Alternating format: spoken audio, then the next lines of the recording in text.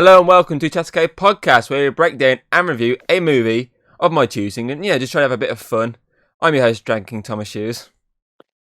I'm Hayden, and we're watching The Avengers by Joss Whedon.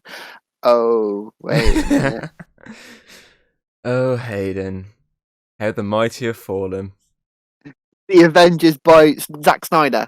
This is exactly why one day I'll be taking over your position as CEO of Fatal Error Studios. That ain't gonna happen. If I'm going down, I'm taking you with me. Well, if I'm going down, I'm taking James down with me. James will go down by himself, let's be honest. Oh, fair enough. I love it. He went down like years before us. So I don't think we really have to do anything there. I think we just let him say his piece and he's gone. We'll just visit him in prison. Fine. That's fine. Anyway, today we're discussing Zack Snyder's Justice League, released in 2021. Wait, is that like most recent movie we've ever covered? I mean, technically, yeah. Wow. Footage-wise, no. But, actual released? Yeah. Wow. Anyway, obviously this came 4 years after the failed. Oh, I don't know. I'm doing the air quotation because it did fail. Theatrical version. Well, then again, it still made a lot of money, but then obviously budget wise and all the reshoots that obviously technically made it fail. So yeah, and it was shit. Down. Yeah, but yeah, and obviously this version was released directly to HBO after a long fought campaign from the fans to #release the Snyder Cut. And this 4-hour movie saw the return of Zack Snyder, who was allowed to finish what he started back in 2017 before obviously tragedy happened. And, before then, Redacted took over and basically fucked everything up. And we covered, obviously, 2 of Zack's other works, Man of Steel, Batman vs Superman Ultimate Edition, last month. Yeah. And obviously, I'll pretty much name like all his films. I've just got 2 last films that he directed to name. And those are 300, which is the adaptation of the graphic novel that came out in 2006. And Watchmen, released 3 years later in 2009, which is a beautiful movie. And now we've covered everything Zack Snyder's ever done. So if you ever mention Zack Snyder again, we basically have nothing to talk about that he's done. This film. Good point. And all the other ones. Good all point. The DC films. Good point. But yeah. Finally, after, as I say, fucking 4 years, and gladly they released it now, or else we would have had to cover that dreadful theatrical version. The shit version, and it would have been, like, quite low. But luckily, they fucking, released it just in time for us to cover it on the podcast. Get in there. Almost like you timed it perfectly. I didn't. I personally didn't. This was, like, all mapped out last year, way before they fucking even announced the Snyder Cut, I'm pretty certain. So you just timed it. It was timed perfect. Yes, it was very much. And if you can't tell, some of us very much like this movie for the fact that I'm currently wearing merch related to it. I do have a t-shirt underneath, but it's too cold to wear it. I've got a Marvel t-shirt on. Well, it's a pajamas, but still, I don't have much DC apart from Harley Quinn. Oh, Hayden. Even though I cracked out a lot of stuff here. So I got the Funko set, I got the Batarang, I've got a fucking Aquaman Trident, which is going to be staying there for the next week as well. I've got a Lego Supergirl toy on my keyring. Close enough. Let's do this. And so let's give some early thoughts on this movie without giving a rating. And how do I start this? Because this movie, obviously, the trailers look really good for it. It spoiled a bit too much in the trailers at times, but it looked really good. And obviously heading into it, obviously you got to think deep down, what if this is just as bad as that version? You're just like, could these basically 4 years be basically for jack shit? But after watching it now twice, or I'll say twice, those bad feelings go out the window, because this film, in my opinion, is a masterpiece. And it's helped very much by that fucking how it's obviously filmed, the frames. Obviously, it's not full screen, is it? No, it's 4x3, wasn't that? Yes, I believe that's what it is. That helps it in my eyes look even better. It separates it from the shit version, but also it's like it's more stylized, and it just seems to work. Yeah, that makes it look really old timey, which is Mm-hmm. humorous because obviously this was the version that most of it originally made before that theatrical one was released. So it's older than that. What? This is so confusing. I mean, it's pretty much just him trying to show like even with the limitation, you can do better than Redacted. old racist boy. Redacted, who basically used some of his footage and just cut around the rest of it with new reshoots with a CGI mustache that looked dreadful. Yeah, It's funny because obviously over time watching that version, my thoughts have just gone down and down and down and down. And then when this yeah. came out, it went down even more. I remember me going like, it was pretty shit to be honest. The CG was awful. It was rushed. It was basically a blatant like money grab trying to like copy Marvel, and you're like, oh, I can see some good stuff in it. And now you're like, yeah, it was shit. It was dog shit. I think literally like the original version, like I said, it was obviously rushed and the tone was designed to basically copy Marvel. Whereas this one, it sticks with like that original Theme. theme they had before, that tone of Darkness. dark. And they all, like I said before, they chose specific characters to be the comic relief, but kept Batman out of that like one. And even technically, even like Wonder Woman wasn't as comic color like. It was just people around her that was being Yeah, like Alfred. they, they used Don't put Alfred. that in it. Don't put that. No, too much of that. Yeah, I'll do some myself. Here you go, love.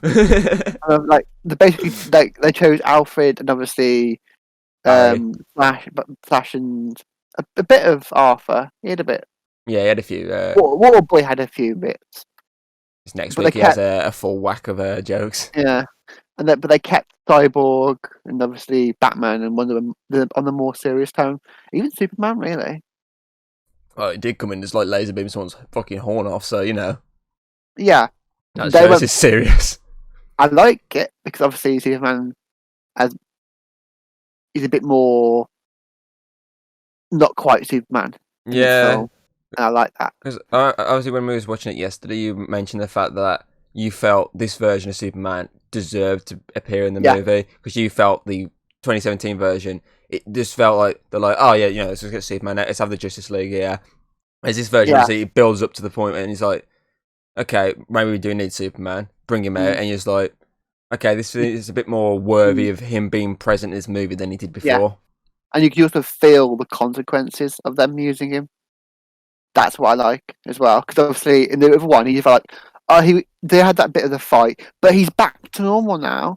Whereas in that one, he was a lot more violent, and it seemed more like, is that really him? Like it's him, but it's fully him. There's a hint Exactly. of something else, and obviously that helps to tease the whole him becoming evil. In the nightmare, yeah. Whereas the other version, if he just turned evil, it would have been like, how the fuck, where'd that come from? There was no like clear way of that happening. Exactly. And if you think about it as well, obviously, uh, this version as well actually had a full-on fucking reason to bring him back. Not just for the fact that, oh, he's Superman, we need him. This version had Yeah. the whole reason of they were actually scared of him. That's why it was all dormant until he died. That's why nothing really kicked off until he died. So that's why we need him, is because they actually fear him. Yeah, he's strong and he can beat the crap out of them if he wants to, just like obviously in the theatrical version. But this version points out the fact that they all feared him. Mm-hmm. And also, Steppenwolf actually seemed to be a threat in Yeah, this film, whereas obviously in the original one, he looked like basically a joke, and very he generic. didn't, he didn't seem very strong. He just felt like, well, they could have easily defeated him, Exactly. Without Superman. and they were just writing it to make it seem like they can't. Exactly. Mm. And 100% obviously, agree. well, in this one as well, there's no arguing over we can't bring back Superman. It's more of we'll do it. Some are a bit wary, Yeah, but they're still going Arthur along with it. specifically is the Arthur, one that's yeah, like, we're sure about this. And even obviously when it's happening, he's like, be positive. He's the only one that's really wary about doing this because obviously, He's not stopping them. yeah, he's not stopping them because he knows no matter what they're going to do it anyway. There's no point arguing a case that's dead. Mm-mm. Unlike Superman, who's not dead. Yeah. Or is he? Ooh. Ooh, no, he's not. If you look on the posters, he's all over the posters. Fucking everywhere. I mean, literally, they even like little bits like that they've changed just make the film better. Like they extend some scenes and some scenes that were cut out from the original, the crap version, make more sense not being cut out. They work with the narrative better. They help characterize these other characters because obviously the biggest complaint was Cyborg was underused, and let's be honest, we now know why. Yep. Specifically, that redacted director chose to underuse the only main black character. I wonder why. And he also cut out the other black character in the movie. Yeah, basically. If you think about it, in this movie, Cyborg is really a really great character. He's one of the standout ones that's come into it. And I really enjoyed his arc that you get to see of him. To be honest, there's not really that much I can say that I hate about this film. Is obviously, we'll get to it in the special effects, that one moment, which I said, a bit dicey. But other than that, it's a solid movie. It's a lot better than that one. And for me, it can compete with the big dogs. Yeah. Like, I think, I'm going to be honest here, and this is my genuine, I think this is better than the original Avengers film. I would agree. I say it's better than the first two, yeah. I love the original Avengers film because of Loki, but I'd say it's up there with the last two. They characterize every single character. Yeah. They have an arc. In the Avengers, obviously, most of them had their own films, except for Widow and Hawkeye. Hawkeye is pretty much a fake bad guy for the entire film until near the end, and there's not really much characterization of him. And say even when he appeared, we got loads more in Age of Ultron, but the first one, he's more of a side, like back character, and then he becomes a main focus at the end, and it just comes out of nowhere. And obviously, Widow we saw has a lot more in all the other films, and she works because we've seen her in Iron Man. Oh, so if you think about it, so fucking Hawkeye, he only got like a 10-minute appearance in 4, if that. Yeah. And he gets too much there of then just show off his face and go, oh yeah, this guy's in this universe, did you know that? I mean, Nick Fury had more fucking, like, story, like, more characterization than fucking Hawkeye. So that's why I like with this, because obviously they knew going into this, they weren't going to do as much build-up like the MCU movies. Yeah. So obviously, as you say with the MCU, they did Iron Man, Incredible Hulk, Captain America, Thor. They built up to the Avengers. They built up these characters, whereas this universe has only done Man of Steel, BVS, and Wonder Woman. Suicide Squad not fully counted because only one character appears from that movie in this, so that's not fully counted. But there's only like 3 movies, and there's obviously 3 more characters that haven't made an appearance apart from cameo in Suicide Squad and like the footage in BVS. So they knew they had to get this right. And for the fact that they gave each character their own little arc to tell, especially Cyborg. Cyborg got most of the fucking arc entirely. Yeah. Flash got enough to let you know who he was, even though they still have yet to mention his name as the Flash, which is obviously I'm assuming that his movie's gonna be the first time they acknowledge him as the Flash. But even Aquaman, he has that little enough arc to basically give you a little taste before obviously he gets his solo adventure as well.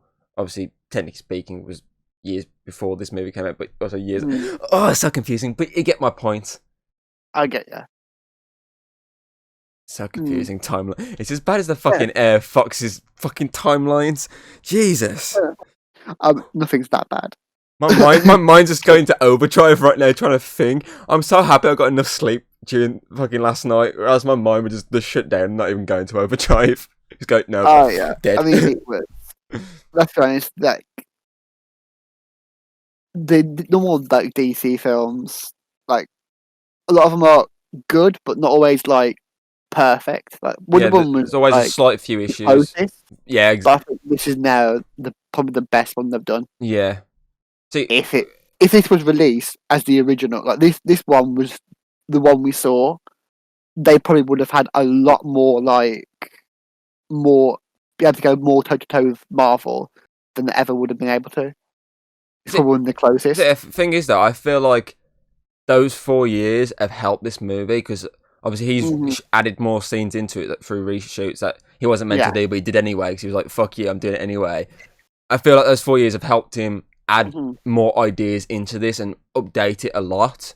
I think So even if they kept his vision, I think it still would have been very similar. yeah, so And if obviously, they had rushed it, rushing it, we're trying to get through, it wouldn't have been as awful as it was. It would have been as good as this one is. because I think the only thing, the major reshoot he did was the adding a nightmare sequence at the end. That was the Mm. major reshoot. So obviously, he just would have obviously just flowed straight out of that Yeah. completely. So that wouldn't have been too bad, unless he technically might have had that in mind. You know, pardon me, you never know. He might have had it in mind already. And obviously, he just hadn't got around to shooting. Who knows? But yeah, obviously, for me, up to this movie coming out, I was more of an Aquaman movie kind of guy because that was a really solid adaptation. Mm-hmm. But I like Wonder Woman yeah, but coming because into this and watching this, it just changes my scaling altogether. I'm yeah. just like, whew! This movie, from I say, as you said, it beats Avengers Assemble for you. Mm-hmm. I say it beats the first two in general. But I do believe this could go toe to toe with the third and fourth movie. For the fact that obviously it's got nostalgia in there with obviously the Martian Manhunter appearing, Green Lantern Yeah. appearing.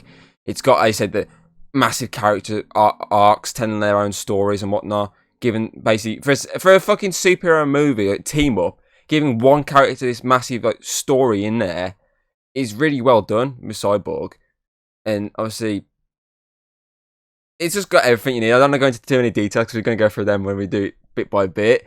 But I feel like it can go like toe to toe. It's like putting Mike Tyson in his prime versus Anthony Joshua.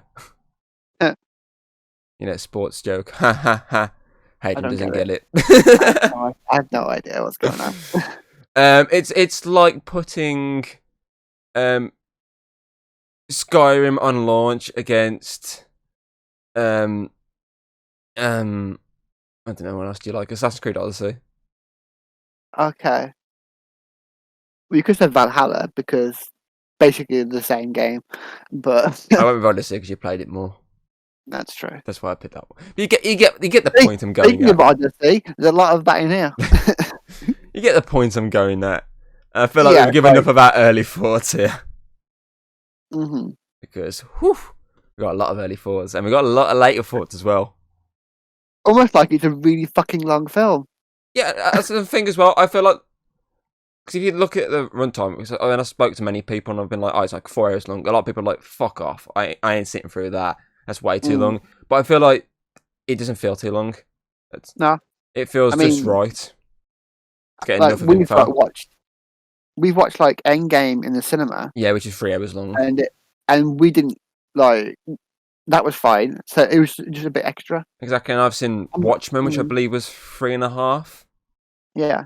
So obviously, it's because of the half-hour extra. Because technically, obviously, this is now the longest ever superhero comic book adaptation ever. So I do think it has enough time to. That's probably it's so good. It's got enough time to get everything in and Yeah. not feel like it's crammed in there and rushed. Mm-hmm.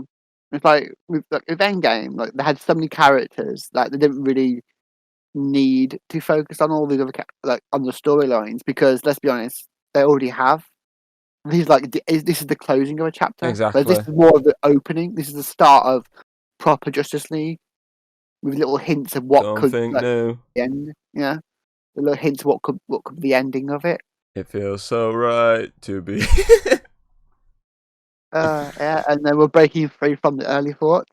And we're moving into the opening sequence, which obviously is Superman's death cry awakening the mother boxes. And we both, obviously, when we were watching this, you straight up went, wow, this is a really good opening sequence. I mean, come on, what we got to compare it to though? Well, Mustache Boy. well, yeah, obviously, compared to that, but I mean, obviously, Yeah, that's, if any kind of opening, yeah, it's brilliant. because obviously they did that sort of blur at times, so you like focused a lot on the lighting. Obviously, when it kicks off, you don't see Superman straight away. You focus on the back of like Doomsday, and it's all like Yeah. blurred and light bright and everything. And then obviously it pans around to Superman, obviously showing off the ending of BVS, but obviously slightly changed to obviously get the angles different and whatnot. And obviously we get to see all the other characters like react to this. Obviously you get to see Lois's face at this, you get Batman's face at this, Wonder Woman's face at this, and obviously then he starts to scream, doesn't he? Like he starts yelling in pain. That massive shockwave of sound spreading across everywhere towards fucking Atlantis, Themyscira, that really dodgy green screen of Lex Luthor. It just spreads everywhere, and obviously it causes all the mother boxes to awaken because they've all been dormant. They've all been on the Earth for fucking decades and centuries, but they've all been quiet until this moment. And because him now being dead, they've all awoken because they've all heard his cry, and not just the mother boxes. I feel like everyone's heard this cry because everyone turns to look in the direction with the sound, and I feel like the scene itself is shot so perfectly with the sound going. It looks so good. It's brilliant. I mean, the whole thing about it is what makes it so brilliant as well is that it's all like hinting at the fact that the reason why they haven't like come for the boxes before, or they haven't opened, is because of him being there.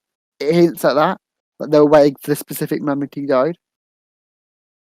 Yeah, and it's brilliant. Obviously, it's like it's not. I don't think it's just him though. I think it's like the presence of obviously super beings like him across time. Because obviously, if you think about it, he only came to Earth fucking how long ago? So obviously, the box has been there for a while. So I'm assuming there's been other Guardians over time.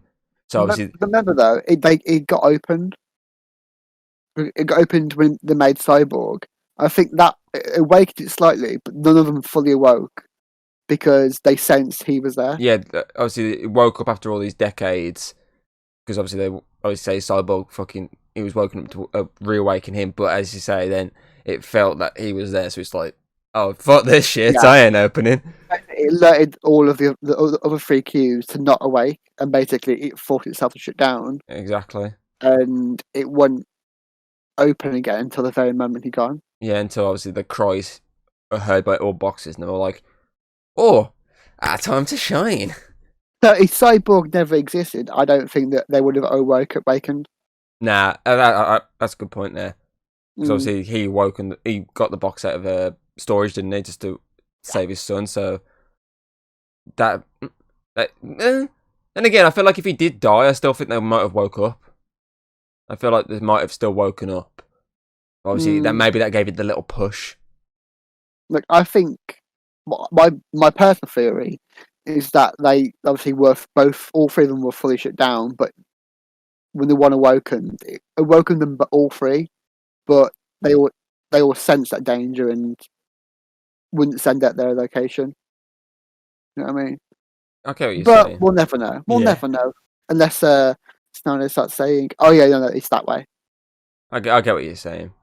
But yeah, that's the one thing I do love about the DC movies. They always seem to like try and one up each other in terms of like the opening sequences. Obviously, Man of Steel had the Krypton destruction, which made total sense for this universe starting with that. Obviously, BVS had the Wayne's murder, which made total sense as well because you got to see Krypton's destruction, so you need to see his origins. Obviously, Wonder Woman opened with when did it last week? What's my mind? My mind's just too attached to this movie. I just can't fucking think at the moment. How did Wonder Woman open again? It was her going into that warehouse and just find the picture and then remembering about her time. That was it. Yeah, it was when she was younger. Yeah. Yeah. That made sense. It obviously wasn't this like star-spangled intro as the others, but it made sense for her character. And just to remind you, she was in BVS, and obviously Suicide Squad opened with the roll call. So they always try and like do some really funky ass intros, and even after this, they still carried on these funky ass intros. Obviously, the ones we cover over the next few weeks, those also have these really like, ooh, that's nice. Oh yeah, I get that. But obviously, when we did BVS, I was like, I really love Beautiful Eyes, that whole sequence. But I'm kind of leaning towards this now because that was from a cinematically, musically, it looked fucking outstanding. And obviously, it's the best way to show the Wayne murder without actually fucking going into full detail as the others fucking did.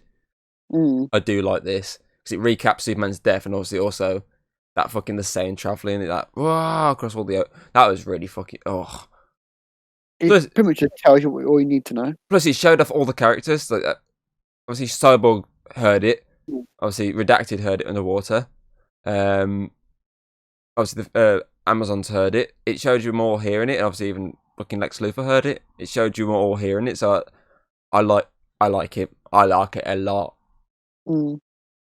And the only thing that makes it bad is Lex Luthor. Yeah. But anything with Lex Luthor makes it bad, let's be honest. Yeah. Anyway, we'll move on then to the cast and characters. So I'm only going to focus mainly on the Justice League. I'm going to try and name drop as many other characters as I can, but we're going to mainly focus on their performances more than anything. Mm. So we'll kick it off, obviously, with Bruce Wayne, Batman, played by Ben Affleck again, and he was in the movie The Accountant. And obviously, in the theatrical version, they made him too comedic, which made no sense coming from BBS, where he's just serious. I'm going to kill you, Superman. Martha. We talked Oh God! a lot about this during the Batman versus Superman, didn't we? Yeah, About how the theme's unexpected. Whereas exactly. this version, his theme, the way they've done him, is more in line with the character. Exactly. Though he does go a bit lighter at times. That makes sense for how he reacted to Superman's death. Yeah, But he it's still more has of that. You see, he's more having hope. He's more hopeful. Yeah. But he's still got that Dark spark inside side him. Exactly. And I think Ben Affleck does another fucking mighty good job. I really want to see the Batfleck solo film with him fighting Deathstroke. I really want to see that movie. Yeah. I fucking hope they fucking do it now. Because he deserves a solo shot, like a full-on focused on him. Because obviously these last two, they've had enough time to focus on him. It's always minute focused on multiple characters rather than just him. I really want to see a full-on focus on Batman of this Snyderverse, because Ben Affleck is outstanding again. I mean, I personally think these, obviously Warner us, they should keep on the Snyderverse. They should keep on having him do this world he's set up, instead of going, oh no, we're not going to continue with him. I'm going to do our own vision, because he's shown that a DC films can actually work. Exactly. And I think it's the only thing that impacts this film for me is that worry of, I don't think we'll get anything like this again from Exactly. DC, because I think the closest we'll get is the new Suicide Squad, and that's the closest we'll get to an outstanding DC film. I feel like that the Flash might be. It depends how they do it. 'Cause I think it on probably paper, would be good. on paper it sounds like it could be something, Mm. but I get what you're saying. Yeah, if they don't let Snyder help on it, or at least have some kind of impact from the films, it might be bad. We've proven this already with Wonder Woman. Snyder helped with the first one, and it was brilliant. However, he didn't help with the second one, and that was dog shit. So I get what you're saying. See, I don't mind them doing this other universe as well, but I feel like they could. I said to you when watching, they could easily still do these multiverse ones. Yeah. They could easily still do Snyder's one. Yeah, okay, change the Flash how he is in his own movie, and that can be part of this other fucking universe where it's not connected into this Snyderverse. It doesn't matter if you have the same person playing two different versions of the Flash. That's fine. Just go with it. Yeah. I don't mind as long as we keep this story going until Justice League 3, which is obviously would have been the end point. I mean, we've already got the CW ones. I mean, has that changed anything with the films? Not really. No. Then again, no one's like, oh, we've already got a Flash here. I'm not going to watch a Flash film. I mean, Marvel have had two fucking Quicksilvers. Exactly. Was anyone complaining? Not really. No, Marvel have had separated universes for ages. It's just there's nothing stopping them from doing that. Exactly. So that's the only thing that pissed me off with the films early on. A lot of times, if they brought characters into the fucking films that were Mm. in the TV shows, they literally would drop them from the TV shows. That Yeah. like Deathstroke and Arrow, he went out of it because they brought Deathstroke in for a little cameo in Justice League. That's literally like one of Mm. the reasons they fucked him off and didn't bother bringing him back. And even Superman, they weren't bothering to bring him in Supergirl because of him Yeah. being in the movies. But then they brought him in anyway, and now he's got his own TV season. Yeah. So And it's not like made Henry Cavill Superman worse. exactly. What made that worse was cough cough 2017 theatrical cough mustache Yeah. cough. Basically. What the only way they can ruin the DC film is not having Snyder in. It's the main thing. Like he hasn't got to be the director for everything. Think like he can be like Marvel's Feige. He can just be the one coming up with the whole universe. Like he's the one like saying how things have got to be, but giving other people some kind of like freedom to what they want that specific film to be like. I mean, okay, Marvel has done really like. Who would have thought Taika Waititi would make an amazing four films? But he did, and he's not just Feige at the back going, "Oh no, you've got to have it like this." Oh no, it's too You can do dark it in for your this. own way, Yeah. Oh, but make these sure scenes are it all too lines dark. up with this. Yeah. That Or it's too much of a comedy film. I don't want a comedy film. We're having a fun superhero film. I mean, okay, and I get what you're saying. they've all got the freedom to change the tones how they want, but it still would be like in line universe and keeping characters consistent, or at least showing some. If there is a change, showing why there's a change. I get what you're saying. Whereas obviously, what they've done, like the original Justice League shit cut, was awful, and they had no reason for why characters just suddenly change tone. And Exactly. I think he needs to be at least involved with other films to at least able to keep certain things consistent. Yeah. That's literally probably the only reason they're fucking bothering with the Flash film, so they can fucking just retcon all this and they can move away from a lot of it, which is going to be a shame. Anyway, we'll Mm, move on then to our next character, which is obviously Diana, Wonder Woman, played by again Gal Gadot, who obviously we saw last week in Wonder Woman. yeah. She's going to be in the new Netflix movie Red Notice, which is starring The Rock and Ryan Reynolds. What a mix. Exactly. And again, she brings that same charm she brought in the last two Yeah. appearances of this character. She brings that new charm she got from the Wonder Woman movie, but also the same serious charm she had in BVS, which mashes well. Yeah, and she still seems very badass. Exactly. I mean, Seems very even badass and sympathetic at even times. Ares looks better in this fucking film, and that's Yes, saying something. agreed. Massively agreed there. There's the thing, Oh, because obviously in the theatrical cut, again, she's another character they tried to use for the comic relief moments, and a lot of times she refused to do a lot of the stuff, like the whole mm, Flash falling on her chest scene. yeah, Recently I read somewhere she refused to do it, so they had to shoot around that entirely, and you can see why, because the film was a bag of shit. But yeah, in this one, I have no issues with her. I think she's amazing again. mm, I literally cannot see anyone else as Wonder Woman but Gal Gadot. yeah. She's perfect. I mean, like all the other like cheesy ones seem very cartoony and very yeah. We're supposed to be an Amazonian character, but look at me, I'm more American. Whereas this one, she feels like she is like a demigod, like she's from not from this earth, just blending in. It's Exactly. brilliant. It's more like the cartoon, like the the Justice League cartoon, Wonder Yeah, Woman, and like the Young Justice one. That sort of more dark action packed version instead of cheesy spinning around, changing clothes. Obviously, I mean, like, very exposed, cheesy kind of Wonder Womans of the old classic days. exactly. Agreed.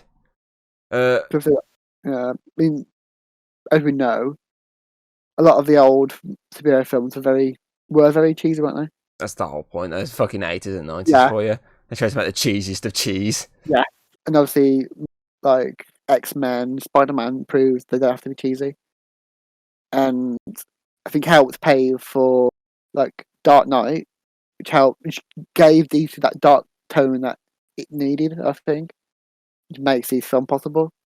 And then the shit of Justice League ruined that. But this one proves that it can work. Exactly. Yeah. Exactly. Okay, let's move on to the next character then, which is obviously one of the newer characters that we got a brief shot of in BVS, and that is Arthur Curry, Aquaman, played by Jason Momoa, who was in Game of Thrones, which is obviously where he made his name. And he was the one standout for me within the theatrical cut, was him. He's Aquaman. Though obviously there's a lot more to him in this. In that one, he was still the standout for me of the entirety of the film. And obviously he went on to do his solo movie, which he was excellent in again.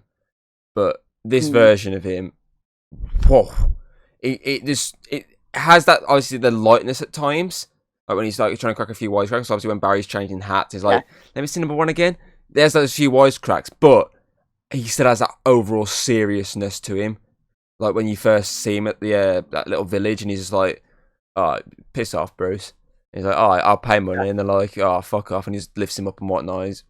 He still shows that serious tone within him, and it not just obviously him in general, but obviously his character.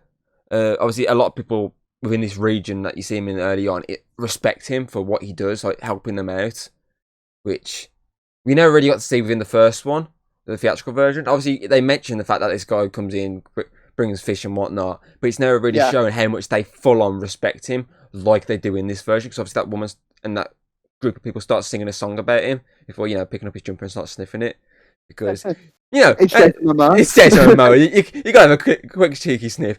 Who knows? That probably wasn't even in the script. She probably just thought, fuck it. I wouldn't put it past it, really. You wouldn't put it past anyone. Anyone would probably done it the same. Hold on. Do you reckon he touched his trident I own? Probably. I mean, let's be honest. I bet you like Lois Lane stole. The reason why Superman never used his original costume, the blue one, is because she kept it for herself. He's been using it. Henry Cavill. Like, if you have Henry Cavill or Jason Momoa, you've got to like have them either shirtless and steal their stuff. It's just how it works. Exactly.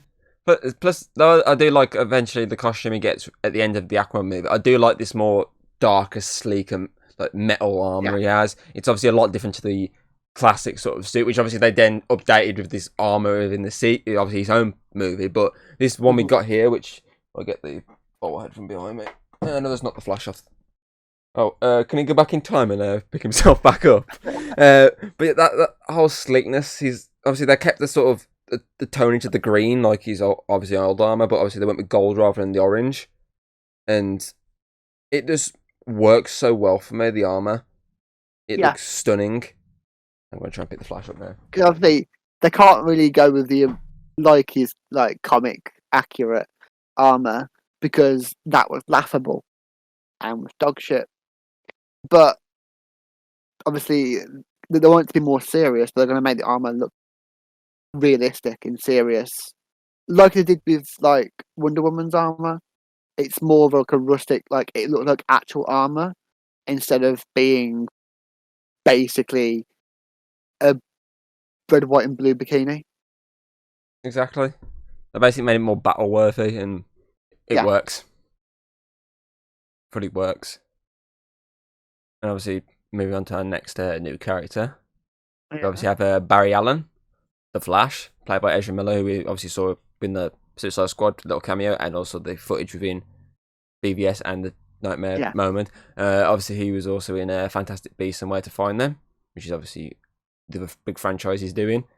And that's where he was shooting his the Nightmare sequence at the end. That's where he shot the reshoot scenes. Yeah. Obviously, because he was filming the new one, the third one. And they're like, oh yeah, we can't fly you back from London to America, and obviously because of COVID, and obviously they can't fly from America to London again because of COVID. They're fucking obviously the ones who make Fantastic Beasts had to shoot it for Zack Snyder, like the flashes like when he's on screen, like the face and all that. Because obviously, I don't think he was in the armor. I think it was more just the face. They added two of the armor, and obviously they had him on fucking like FaceTime, fucking or some. They had basically a Zoom call or something. Zack Snyder, and he was there watching. He had to basically tell them where to stand and where to point the. He's had to do that, so he had to shoot the flash, like that nightmare moment. But I mean, obviously Barry in the other version, obviously he went way too comical at times. Like some of the stuff he was doing wasn't like the greatest. And obviously then they did the whole fucking thing when he falls on Wonder Woman's chest, which was a straight up rip off from Age of Ultron. Yeah. So he wasn't like. Because I remember saying to you, I wasn't a big fan of the Flash, obviously because I've been growing up around fucking Grant Gustin's Flash, Yeah. and obviously the animated Flash from the Justice League movies they've been doing recently, which obviously has come to an end now. And obviously Wally and Young Justice as well. Exactly. Obviously, I wasn't a big fan of this rendition of the Flash. I didn't really like Ezra Miller's Flash. I thought it was shit. And though I obviously enjoyed the little cameo within the Crisis on Infinite Earth CW event, I didn't mind that. I thought it was a nice little cameo. It was a nice little nod to. And he was good in Suicide Squad.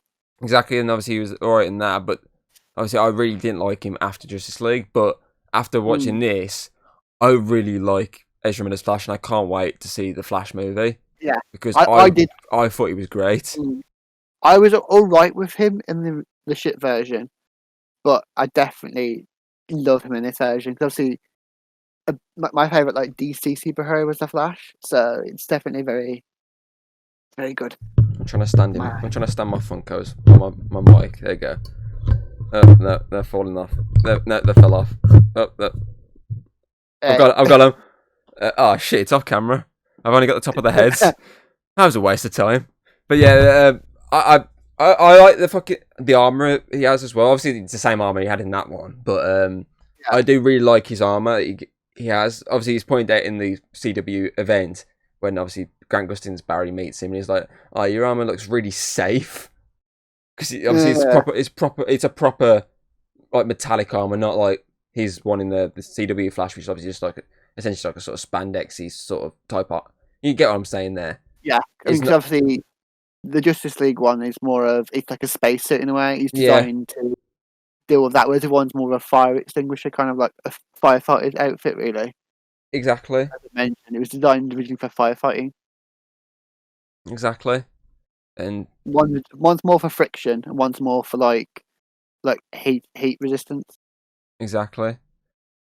I did find it funny though, because I was in the CW version when they meet. Obviously, he's like, "Oh, it looks like it's so like keeps you safe," and then this time it gets shot twice.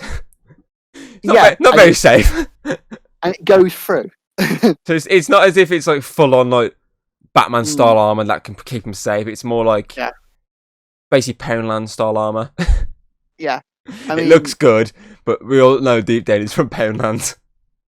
I mean, let's be honest. Like, even the way he's characterized in the film is amazing. Yeah, it reminds me a lot of like Tom Holland's Spider-Man in Homecoming. Yeah, the moment when he's like underneath all the weight of the building and he's crying. And I think it reminds me of that when he got shot. He starts crying. Yeah, he's like holding it in, trying to go through the pain. It's amazing because obviously he's trying to like run faster. Trying to run as fast as he can, and he's holding on to the energy that the charger built up. It was amazing, like the way he acted very well.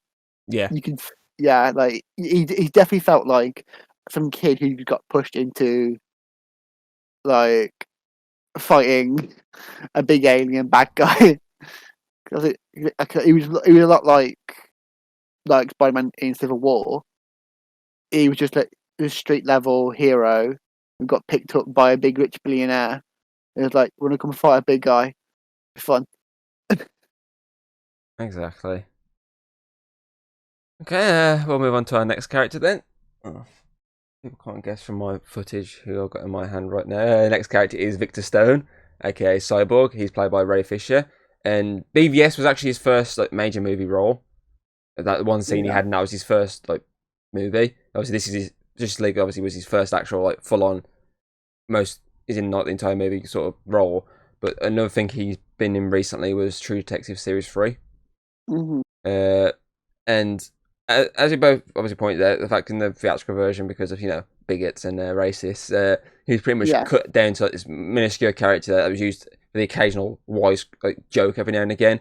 But this version, for me, is just amazing. I think Ray Fisher does a solid job bringing Cyborg to life. Because Yeah. obviously, in terms of live action, the last live action Cyborg, correct me if I'm wrong here, was it the Smallville one? Was that the last live action Cyborg we had? Probably, yeah. I don't Well, think we had one in Titans, did we? obviously, there's one in Doom Patrol, but that came out after the theatrical Yeah. version. I So wouldn't have really like. I watched Doom Patrol, but I think I can't remember it in Titans. So like, I think Smallville would be the like previous one. yeah, because I say I think it was Smallville. Then it was obviously his appearance in BVS and Justice League. Then I think Yeah. it was Doom Patrol. And obviously, his reappearance in this movie. So obviously, in technical terms, yes and no. It is the obviously Hmm. Smallville one is, and obviously you get my point. I'm getting here, and obviously Yeah. that version had basically it didn't make it look like a full on cyborg, and even the Doom Patrol one at the times, it looked obviously they've gone for more of a I don't know how to say it, they've gone From for a that. bit of metal. Yeah, it's like the metal on his face and whatnot. So it's obviously it basically looks like it's definitely from a TV show, whereas this looks like it is straight up from a big budget blockbuster movie, and he looks really good. And as I say, Ray Fisher does a really good job of bringing Cyborg to life. He brings the heart to the machine because Yeah. the moments of it when he's obviously complaining with his dad, that shows obviously this anger within inside him towards his dad. Daddy issues. We pointed out the fact that Flash, Aquaman, and Cyborg all have daddy issues. To go with Batman, Wonder Woman, and Superman's mummy issues. Obviously, he also has the love in him as well when he does that with the woman when he gives her all that money. It shows you that he has that love inside him as well. Mm. And even that little mutual respect later on when he gives that little nod to his dad when he lets him buy, he's like, "Oh, it's a false alarm. It's fine." Oh no, it's not a false alarm. Actually, it is an actual alarm. Stay I out. think, yeah. He has that little nod to him. So I really like these little features within this Mhm. cyborg, and I really would like them to carry on and give us more of obviously his story because they were going to do a solo movie at some in their original time slots they were going to do. Cyborg was going to get a solo movie. That would be I would like to see a Cyborg solo movie with Ray Fisher at the head of it because I've got to say he's probably one of my favorite characters coming out of this movie. Definitely. I mean, like in the original like shit cut, he he was basically felt like a random robot that was there. He felt like oh, just like oh look here's the character Cyborg. Look at it. No, just forget it exists. It's, I mean, it wasn't that like big. Outstanding, He was pretty much just a side character that wasn't really important. exactly. Whereas in this version, it feels like a proper member of the team. Because I realise, well, like Flash, Aquaman, and Cyborg haven't had their original film. Well, obviously, technically, by now it had Aquaman at least, but Yeah, and they had to Flash have obviously time. next year. They had to have that time to characterize each one, to have a little bit of backstory in it. But not enough. Obviously, with the other two, not like a major amount to because obviously they want to Yeah, focus more on that within their own movies. Whereas Cyborg, if they didn't go ahead with that movie, obviously this is where his origin story is fully present, which is nice. yeah, it worked perfect. Like we at least know that obviously Ezra. We know that the Flash, obviously, he's dancing jail. So stuff that we've already kind of know. Yeah, Not many people would know much about Cyborg's origins because obviously there's no TV series, there's no film that's been done. So they've got to at least address how he exists, basically. and so the It's only real random, but one that you could probably say would be Justice League War, the animated movie. That yeah, does have this sort of cyborg origin story within it. So that's probably the only time you're ever going to get this sort of full on yeah, cyborg origin. But obviously, this version, for live action purposes, this is obviously the first time we're going to get this major cyborg side to the story, which is beautifully told and beautifully shot and I beautifully agree. acted. Yeah, definitely. He did really well, and Exactly. it basically it basically pulled a massive light into all of Redacted's racist stuff because there was no reason for him to cut any of his stuff, any of those scenes. It was purely just because he's a prick. Yeah, basically. Not just Yeah, him. Many other people, if you listen to some of the stuff he's been tweeting. I have not. I will tell you in a bit. Oh God. But yeah, fucking great character. Great acting. We could keep going Yeah. on, but obviously we're going to keep running out of time. So we'll move on to our last Justice League member who we get eventually in this movie, which of course I'm not going to pick him up because he's in the shit red suit. I like the black suit now. Which is Kal-El, Clark Kent, Superman, played by Henry Cavill again, who was in the movie Blood Creek, which is actually a very interesting movie, which stars Heatwave from fucking Legend of Tomorrow. It's fucking stars Magneto from the X-Men movies, Michael Fassbender one. And it's directed by the Joel Schumacher who made the 2 shit Batman movies. Ironic. It's a mash of like superhero genres. It's a good horror film, I will say that. But yeah, obviously we're both hands down always complaining about the theatrical version of Superman. It's CGI and whatnot, and it kind of carried on the BVS style of Superman's not that great compared to when he was in Man of Steel. But I think we can both agree that this version brings Superman back to that level he was in Man of Steel, and probably ups it even more. Yeah, because it comes back as technically a different character. Yeah. And I like that because, like, it gives consequences to them bringing him back. Whereas, like some of the original one, it just felt like a cheat. Like, oh look, we got Superman back now. See, we scared you, made him think he's dead, but he's fine. He's back now. We'll make more films of him. Look, a little funny race at the end. Haha, funny. Whereas, obviously, we know this one there's something different, and it hints to a darker side to him that's really been there since General Zod next snap. Exactly.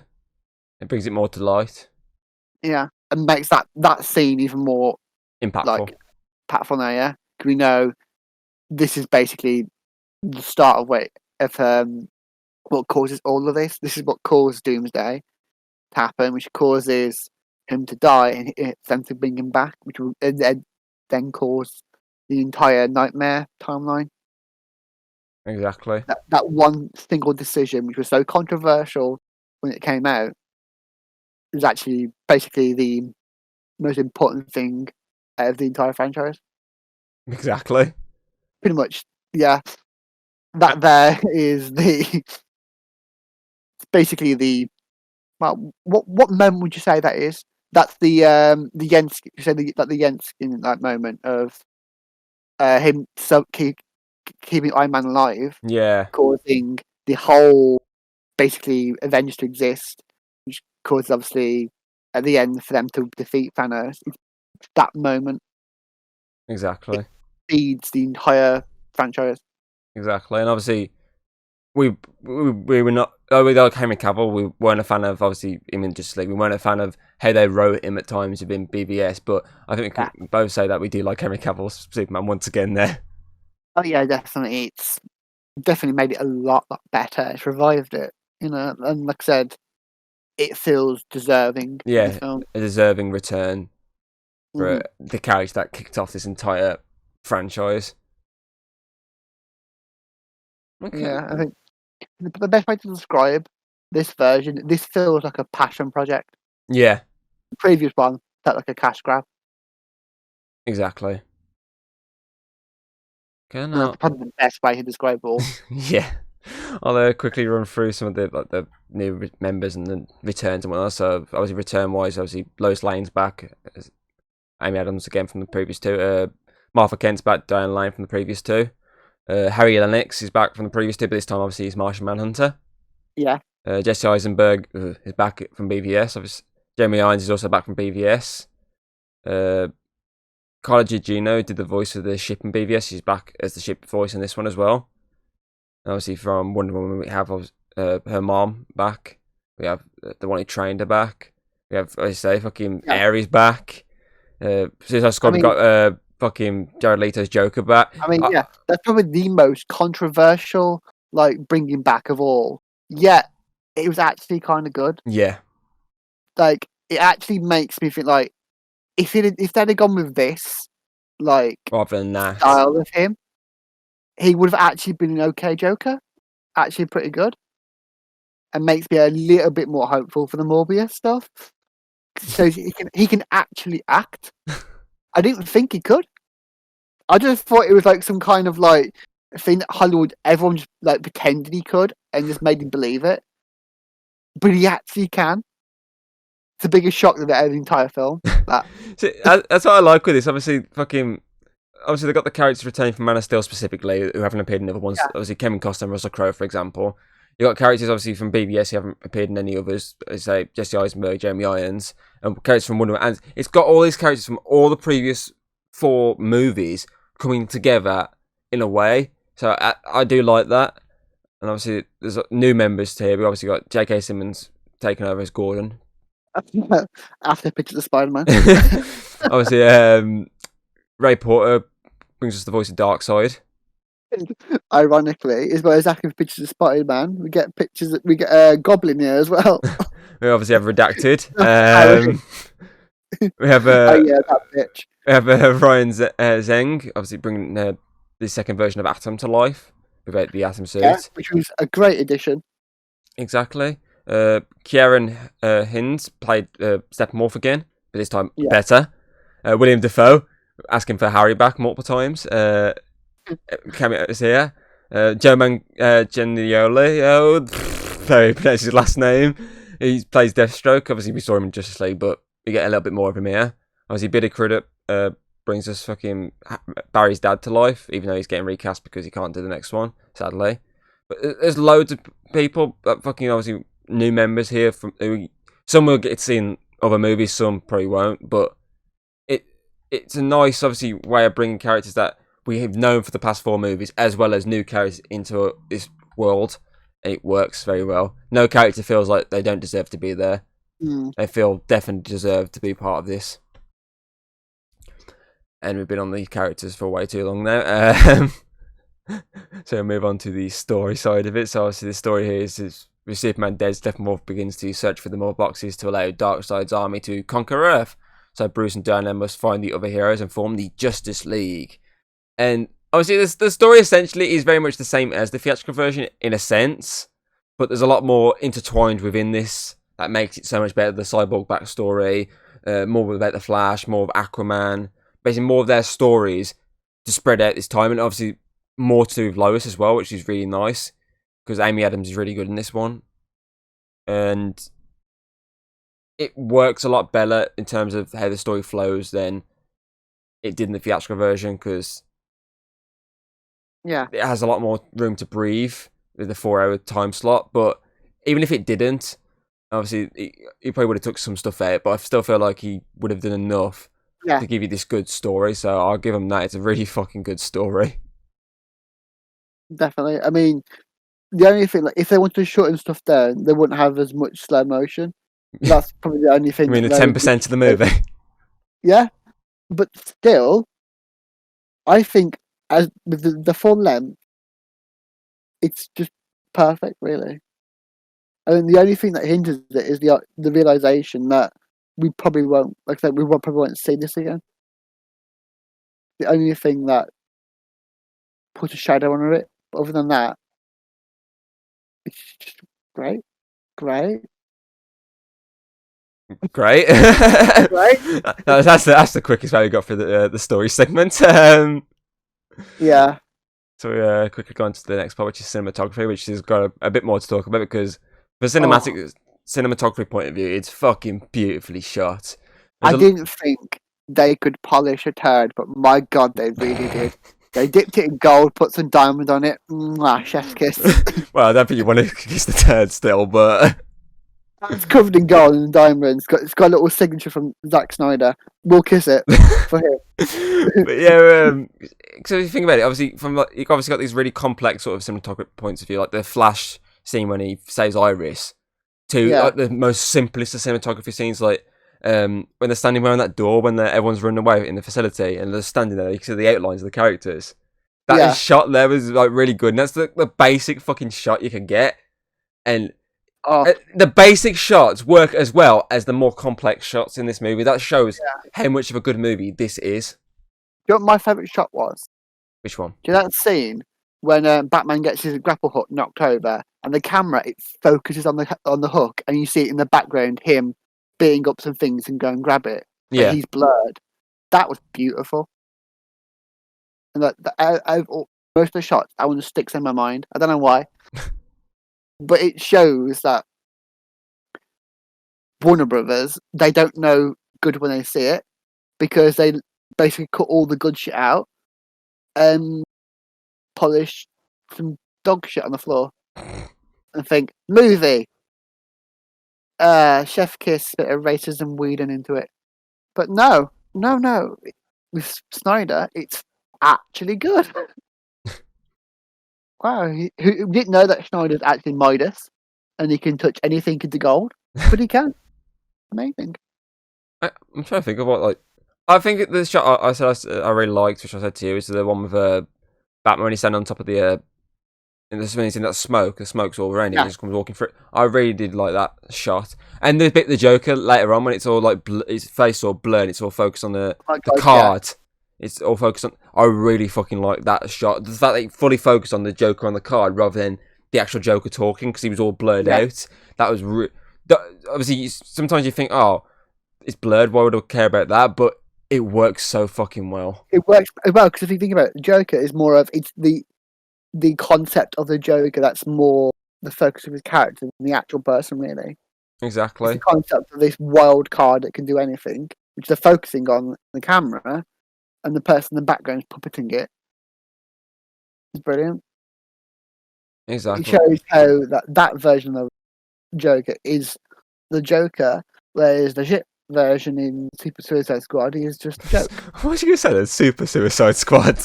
Yeah, the Super Suicide Squad. I think that's what it's called. If there's not a movie in the future sequel that's called Super Suicide Squad, I'll be very upset. I mean, let's be honest. In Super Suicide Squad, maybe they have at least one more character that's actually got superpowers instead of just having two. Who knows? Croc Boy and fucking Fireboy, and that's it. But yeah, I think this sum up the cinematography by saying it's fucking incredible. I feel like, though I do really like the cinematography within like some of the other ones that we covered, I feel like this is like the point where it just overshadows all the others. It just takes it one up. Yeah, definitely. Whew. So we'll move on then to the score. And I think this is another example of how he managed to polish Turd because like he chose the right song, the right music to make certain scenes fucking amazing. I mean, the big example is probably the Wonder Woman scene. The first scene we see her, like the fight she has in London. The music that they chose just makes the whole fight just even more intense and amazing. And also the new mix of the like Odyssey style music mixed into the Wonder Woman theme they have was beautifully done. Look, for one word to describe the music, orgasmic. So obviously, in terms of score this time round, because obviously, as I said, they've updated a lot of the scores we had in like the other previous movies. Not just obviously from the theatrical version, because they completely fucking wiped that score and went, here you go, here's the original score, it's much better now. They've also obviously retroed a lot of like the Man of Steel, Superman themes, that's been changed and been updated, but it's still got that presence of the old score within there. The Batman scores from BVS, it still has the presence within these new scores. Wonder Woman obviously has got a lot more to it, and obviously Flash, I was going to say Arrow, because I'm too used to Flash and Arrow being teams. Flash, Aquaman, and Cyborg obviously have their own new themes, and obviously tunes that play when they're specifically doing something. And in my opinion, there's not really a theme within this movie that, like, in terms of score, that is dreadful. Yeah, every single theme. I've listened to the entire soundtrack at work, and it's a good soundtrack. There's a lot of new beats. That's like, oh, I'm getting there. I'm getting there. And Yeah, obviously, specific songs in general would probably be the "Song of a Siren," the one that plays over the Flash when he's yeah, rescuing Iris. That song fits that scene so well. And then the one I pointed out to you as well, which was the Aquaman one, where it's like, "There is a kingdom, there is a king." That yeah, as well. I think every song within this movie just fits perfectly over the scenes. Nothing like overshadows the scene, and yeah. that's how you make a good score. I think you can probably tell my favorite one, The Wonder Woman. Oh, the Odyssey Wonder Woman. Yeah. I mean, as I told you, like it made me want to play Odyssey again. It really did. Every time we was in Themyscira, Wonder Woman shows up. It's like, oh, I want to play it now. I say, Get my card, that'd be fun. if I quickly jump back to actually cinematography real quick, just in this Yeah, moment. Obviously, we're merging scores here, but the shots with obviously this Themyscira and Atlantis, the not full on Atlantis, but the outskirt. They just fucking obviously they well scored as well over the top, so it sticks in the score section here. It all looks beautiful and sounds beautiful at the same time. It's just yeah. like the most smallest of things. It's just like the outskirts of Atlantis. It's just like the outskirts of Themyscira, but it still looks and sounds fucking incredible. It feels like, I would say, it's like back in Wonder Woman. You feel like you're just right into Odyssey, like you're in Greece. It's ancient Greek, godlike place. It's brilliant. Exactly. And even like the whole like fight against Dark Side Boy with all the gods and stuff. Like that is just brilliant. Exactly. Way brilliant done. And obviously, they're fucking even did an updated version of the song that was in Shrek, Hallelujah, in the obviously end credits, which obviously it has a more meaning in this because it was Yeah, obviously it's a song that's linked to Snyder, so it has a lot more meaning. But it just shows how good of a score it is in general. I know, and fucking if you go and actually type it in, obviously Zack Snyder's score on YouTube, you can get basically the if you go on the playlist, it's like I think it comes to about 4 hours long, but there's like the full like when they release like a full soundtrack is like one file. Apparently, it's like from what I was reading, it's like over 7 hours long. So there's fucking loads more to it. So I'm just like, what? It's a 4 hour movie, and yet there's a 7 hour soundtrack I mean they're probably all like linked. extended. Yeah, all extended ones because obviously I think he probably had like all these ones like done. These certain massive like parts of the score done, and only used certain parts of them, but Yeah, kept other bits for like maybe future entries and stuff. exactly. Okay, we'll move on then to the special effects, and there's only one special effect I'll say straight away, which it doesn't like great, Yeah, which is obviously the start when you see Lex Luthor in the yeah. water again from the ending But of BVS. it's more understandable Yeah, than all of the shit special effects we see in the theatrical. uh, shit Thatcher cut. Yeah, The Thatcher cut. The Thatcher cut. That's what because I'm calling obviously it now. it's Thatcher obviously cut. a green screen effect. Because Yeah, I feel like they probably should have the smartest thing to do would have been to film back then. Uh, that scene because it's obviously not a big scene. It would have made sense to film it back then, but obviously you might have not had it. Then again, it came out. Oh, who knows? But obviously they didn't film it back maybe, then. maybe at a time he was planning to film that, but Again, they cut him off because all the scenes aren't all filmed in like scene one will film out first, and that it's all like certain yeah, patches, certain parts of the film are done before certain over. So it's possible that that was planned to be filmed, and then they're like, "Yeah, we don't like you anymore. Bye," and cut him off. there's a Toy It, Story. I don't want to play with yeah, you anymore. yeah. But I, yeah, I I agree. Like I think it was a bad shot, but it's understandable at the yeah, time they're in.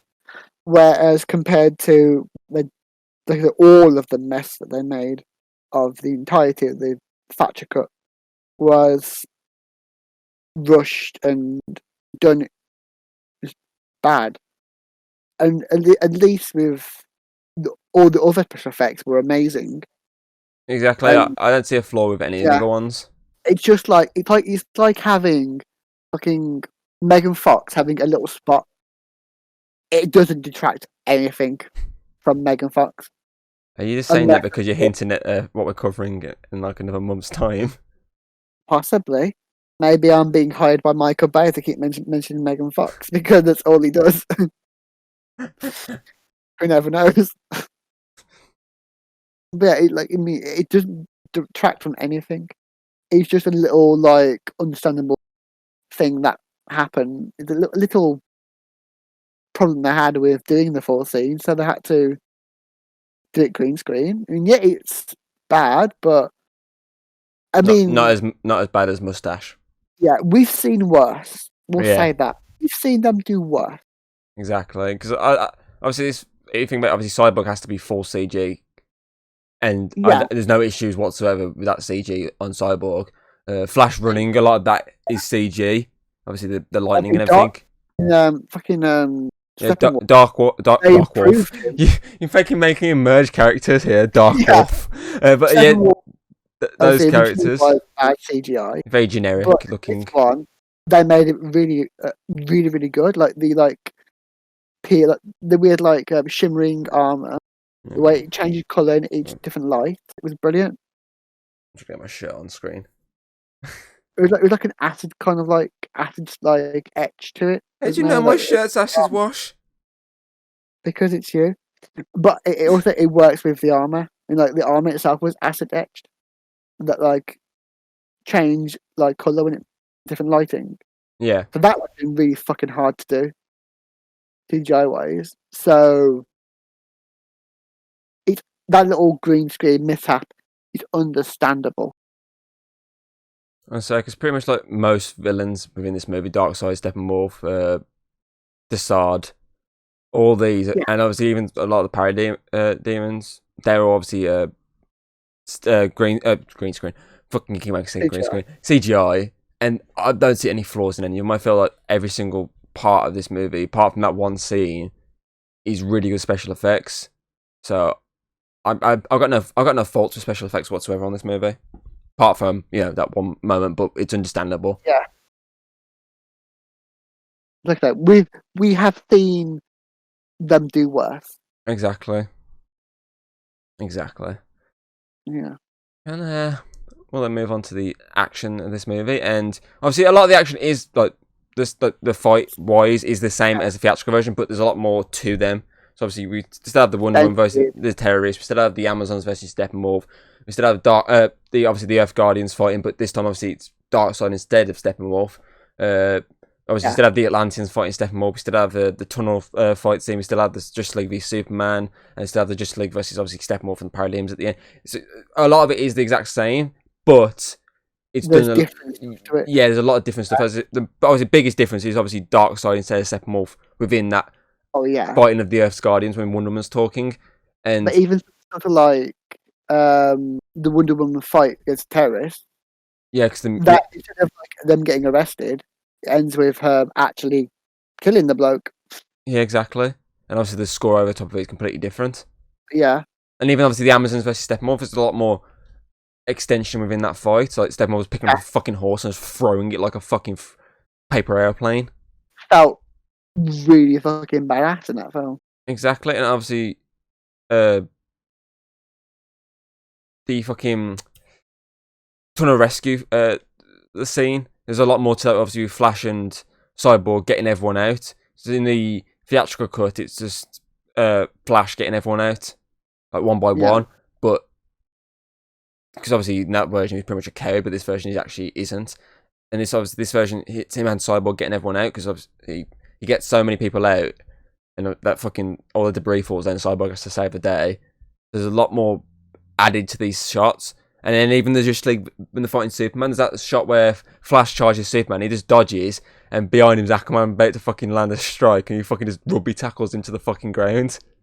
And they both point at each other like, and he's like, "I'm so sorry." yeah. It's like it might not seem like that like important, but it does add more to them. Exactly. Which, it shows obviously how strong Superman is and how powerful he is, but it shows that they're not all just sitting on their arse waiting for their moment to like jump in. They're Exactly. actually all getting involved.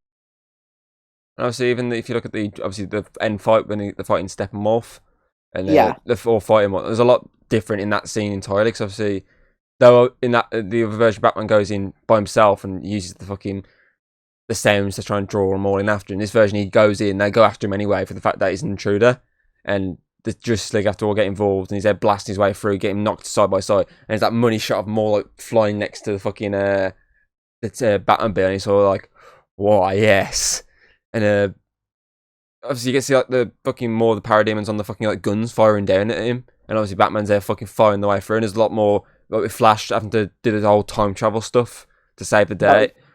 And even the shot of fucking just the portal opening, the Boom 2 portal, and Darkseid just standing there with his arms behind his back, like, yes, I'm going to invade this planet. Oh, hello there. How's it going? I'm going to kill you all.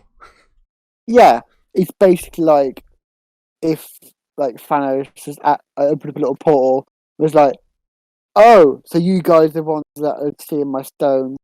Oh shit, portal closed. It's like the portal, that one scene in fucking SpongeBob, the cartoon, when the fucking King Neptune's like, oh, you can win this, and he opens like a portal, and it's just a guy in the shower, and he's like, oh. Come on. He's like, oops, not that one, this one. Expecting like Rick and Morty to walk out the portal, like, wrong universe, Morty. But yeah, Fuck you. it's like an overall film with action. Obviously, it's spread out, which works really well. It's not like all clumped in one place; it's all spread out. I do feel, yeah. There's a lot of action within BVS that I like, and there's a lot of action within Man of Steel, Wonder Woman, and Suicide Squad that I do enjoy at times. I do feel like this is probably my favourite DC movie in terms of the team fighting action stuff. Yeah. It's just really well shot. It's really well CGI. It's really well scored. It's really well fought. You name it. It does it really well. And obviously, fucking the Steppenwolf fight this time around, instead of him getting just carried away with the fucking parademons, fucking Wonder Woman literally beheads him, thanks to fucking Aquaman like trident spearing him. Yeah, and the head obviously goes into the portal. Exactly, and Darkseid just crushes it under his foot.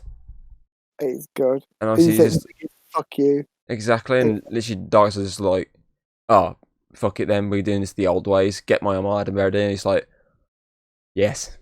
And I think it's like it sets up that little like scene that Cyborg saw what might happen.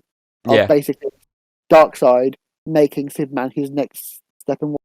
Exactly, and obviously him watching over the funeral of Wonder Woman, him killing Aquaman. Yeah. So yeah, I think as an overall movie for action, it's a very good movie to watch if you want to see some action. Because it definitely ups the brutality at times. I think it's probably like toe to toe with the Fatful Iron Man and Cap fighting against Thanos kind of scene. Yeah.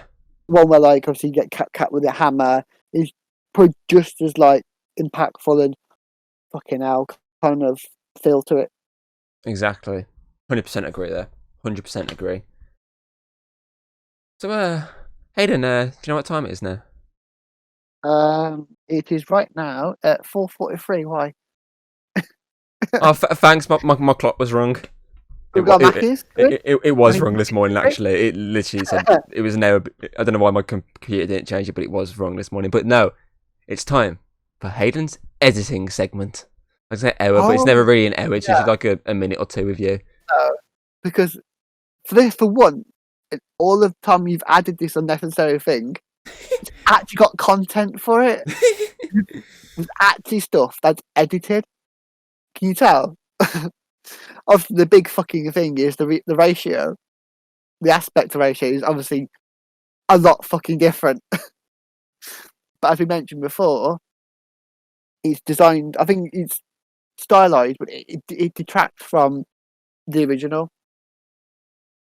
And you put it on, this is the better version. You instantly can tell it's going to be great. And also, like, if you saw a little snapshot of it, you wasn't quite sure what, like, there's no, like, indicator what film you're watching. just that the ratio itself, like I don't know, that's the Snyder's Justice League. Like it makes it become a bit more like iconic, and maybe in the future we'll see more films like this. Especially when we've been watching WandaVision. Obviously, that in it has a whole like changing aspect ratio, and it's that nice little detail that we really enjoyed, and it adds to that as well. And then obviously the other big thing they've done is obviously the entire film technically is an edit. It's a big example of how an edit can change a film entirely. The right music can make a scene go from "that was okay" to fucking amazing. Extending scenes, which may seem like unnecessary, but add a lot more. I mean, like, there's that one edit issue about the original version. It's just him getting Batman going into his car with Barry and driving off, and he just cut. You see him getting into the car, and I'm rich, and that's it. Whereas in this version, he drives past that billboard with the suicide like helpline, like advertisement, and that's like a nice little detail because it's a big important thing for Snyder to happen to like in his private life, and that is like the thoughtfulness in it as well. It adds more to the film. It makes everything seem more personal and like I said, like a passion project. And that it's something really like interested in doing and has a lot of love and care for it instead of just how can we make as much money as Marvel. And it's brilliant. There's obviously a lot of other cuts which just amazing. A lot of the biggest obviously edit as well is slow motion because as you said, there's a fucking lot of slow motion. 10% of the movie is Yeah, slow motion. fucking hell. But it works. Like the intro specifically, we don't really like need to see it in the fast pace we saw in the original film because we saw it in Batman vs Superman. We don't need to see it, but we can do it in a stylized way to remind people of no, this is what happened. But instead of it looking awful, like in the shit cut of no mustache guy, it's really fucking good. It's stylized, it's beautiful, and it sets up the whole theme of Superman is fucking strong, and they fear him. It's yeah, beautiful. There's some great editing to it, and probably the longest I talked about everything. I think that's the longest stuff. There's basically a lot they do that is brilliant, and the tone. Certain cuts can just change the tone completely. To what was cutting away the shitty like, funny. She jumped on, she fell on him, booby, haha, funny joke. Just ruins tones, and then got the perfect editing. It's the cuts just right, so that it seemed like a proper DC film. So yeah, Snyder is very great at everything he does, except Sucker Punch, but we don't really talk about that film. And yeah, never let racist Whedon do anything ever again. The final thought. Okay, I'll move on to the pacing, but actually I think we'll skip pacing for the fact we spent a lot of time already talking about the pacing. For that, for 4 hours, it doesn't feel like it's 4 hours. It works Yeah, well. it's pace fucking great. So I think we'll skip past pacing then to production design, and just like the others, it's really solid production design. There's a lot of more like locations than this. 'Cause obviously, you got the Batcave location, you got Bruce's house, you've got obviously Superman's memorial, you've got outskirts of Atlantis, you've got Themyscira, you've got Flash's Rick and Morty basement, warehouse place, you got the village that you see with Aquaman, you got Cyborg's house. There's lots of places that they have to get right and look right, and again, I can't fault production design. I feel like everything's great, from as I said, the locations to the suits, to just everything in it. Especially probably the best decision as well is going from the basic normal Superman's outfit's the black one, Yeah, because that's the first identify that this isn't the Superman that you know. Brilliant. exactly. Even Starlab was amazing. Yeah, Starlabs looks fucking beautiful. Felt more better than it in the original version.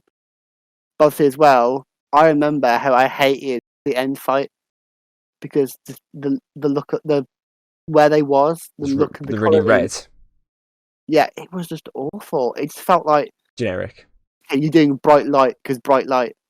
Whereas this one, it's much more different. It was a lot more darker, and it felt more DC. Exactly. Probably the best thing to say about it. It felt more DC. Exactly. Okay, we'll move on into the script, and it's a very solid script. So obviously, there's a lot of more arcs in this. For obviously, there's Cyborg story arc. There's everyone's got their own arc. Everyone's got their own like select dialogue between It was each fucking other. one. Yeah, exactly. It's all of Steppenwolf's dialogue in this, especially when he's talking to like Decide and Darkseid, is fucking incredible. Yeah. Darkseid's Generic.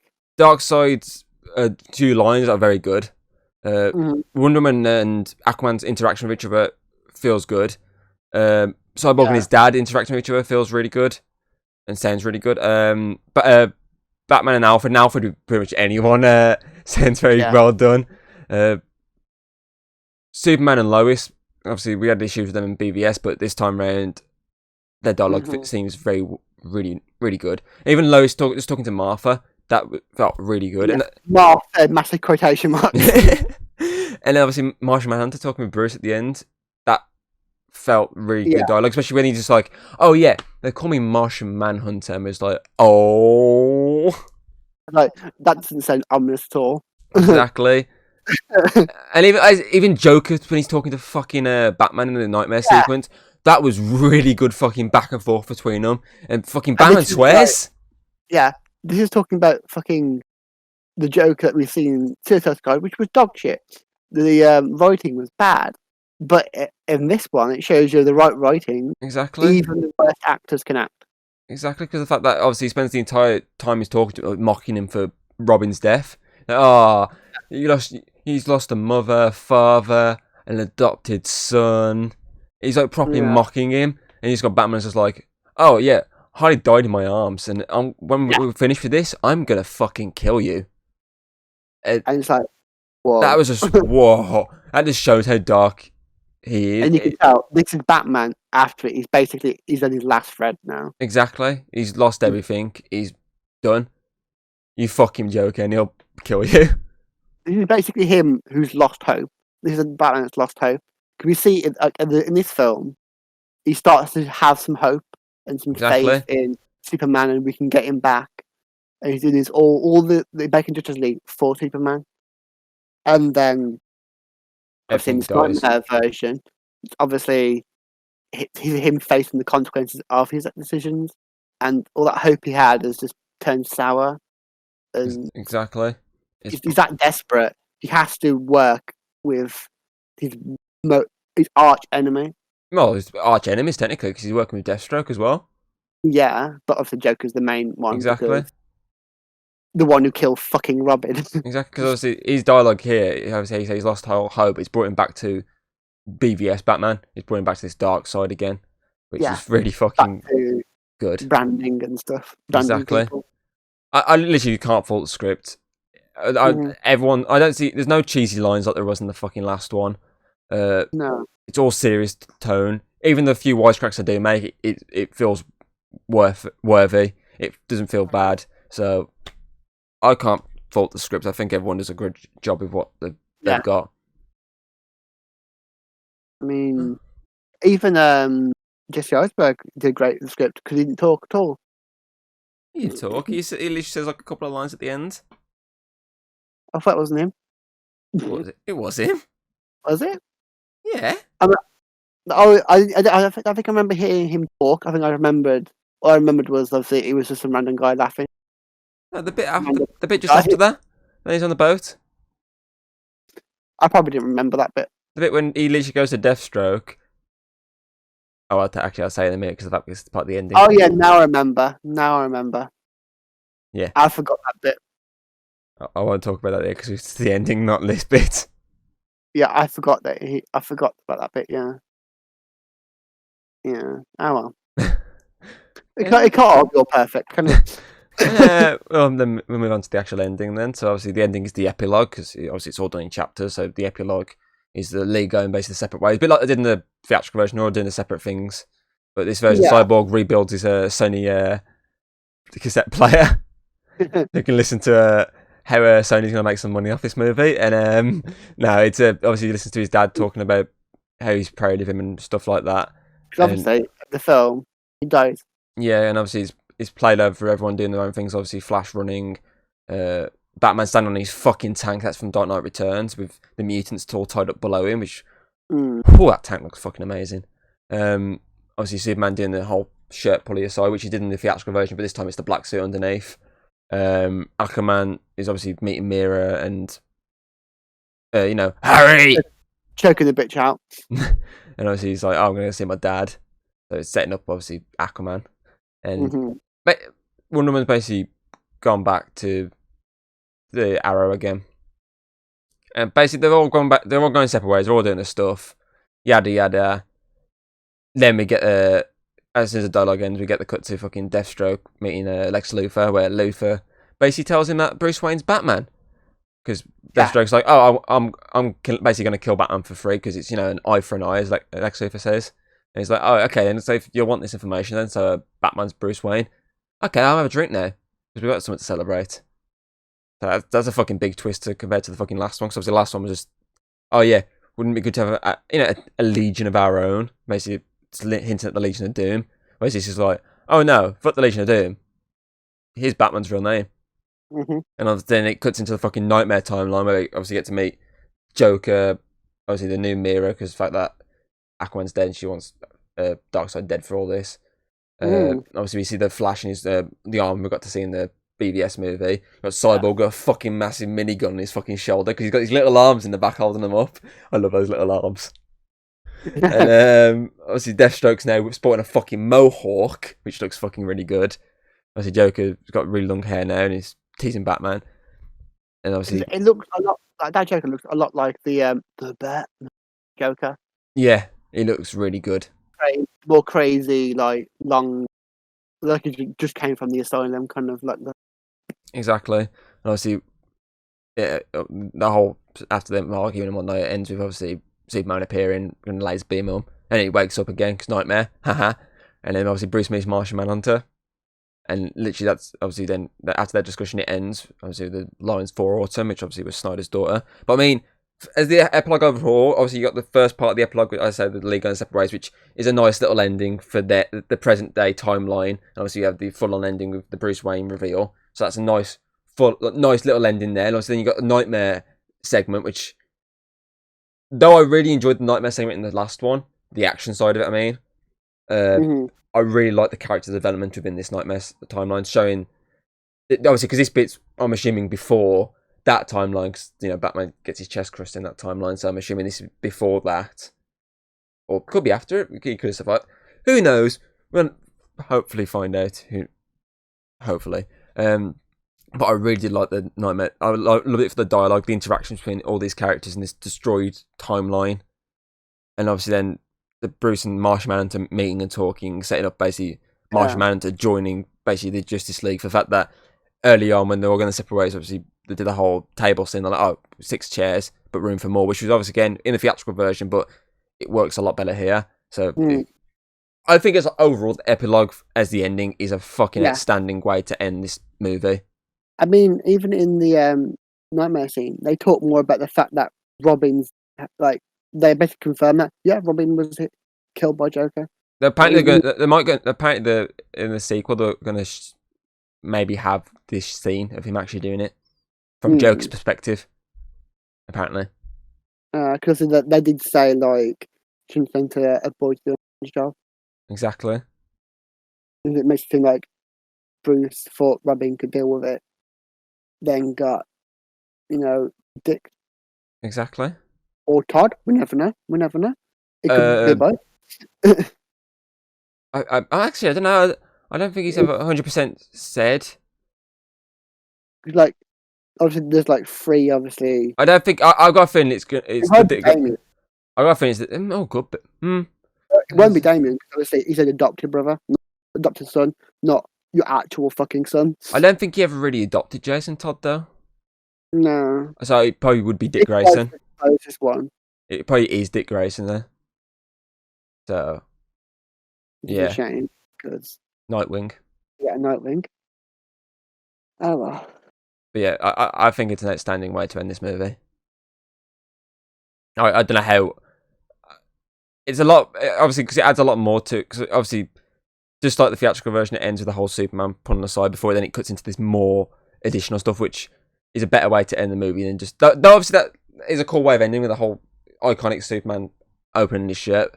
I do like it ending with Bruce just like saying, okay, bye to Marshall Manhunter. Obviously, the scene him fly away, that panning shot over the Yeah. lake. I really like that way of ending it instead. Maybe the best way to end it would have been if they had Darkseid, his face painted red, he's sat on a chair and he just turn around and smile at the camera. Not rip off. Maybe if he takes his helmet off, he's got a bald chin. Oh my god, yeah. But yeah, it's a solid ending. Mm-hmm. And we'll move on into our favourite moment of the movie. Oh. And there's a few I could have chose here. I was debating. Obviously, the Flash scene when he says Iris. I really love that scene. There's a few scenes with Cyborg looking in his mind and all that. That's really cool. But the one I actually went with was the Superman suits when they're coming out and Superman's walking through that hallway. And his dad's not just his one dad, but both his dads are talking to him. Obviously, Kevin Yeah. Costner and Russell Crowe's voice is played over their dialogue they did in the Man of Steel. And that's played over him walking around before he chooses the black suit. And they did the second flight. So obviously, he did the first flight in Man of Steel. This is now his second flight. I fucking love that scene, especially when it ends. And obviously, his dads are saying that one final word, like "we love you," essentially, and he just flies up, and then he looks at the sun, and the sun just beams onto him. That fucking shot, that whole sequence was fucking amazing, and that's definitely my favorite moment of the movie. I think I've got two favourite moments. I think with the new theme, obviously the Wonder Woman like terrorist fight, that's up there. But I think my favourite has got to be when they cut Steppenwolf's head off. Obviously the whole reverse time of the Flash, and then adding with that into it. Yeah, definitely. They're like my favourite scenes. Time travel, bit of cool Wonder Woman theme, and then decapitation. And so it just sums this movie up. That there's a lot of there's loads of moments we could choose from. It's a struggle for us to choose a specific one that we really enjoyed. I mean, I'll give Snyder that.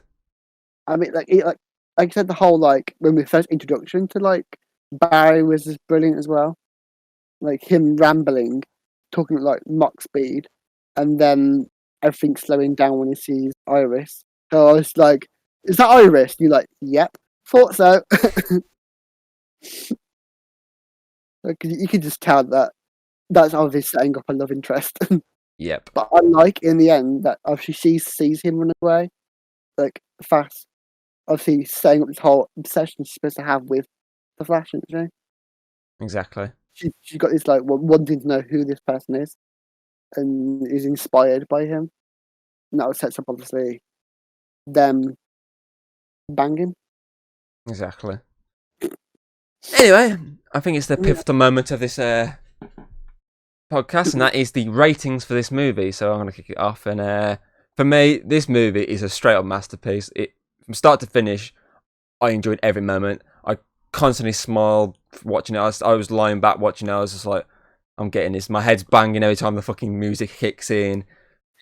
Every moment of this movie, I really enjoyed. So with that, I'm going to give Zack Snyder's Justice League a solid 10 out of 10. I really fucking enjoyed it. I agree. Like, I think for now I'm going to say 9 out of 10, purely because the only thing that overshadowed, like the only thing that is like little, sort of like little shadow of we won't get this again, and for me it sort of it hurts it a bit.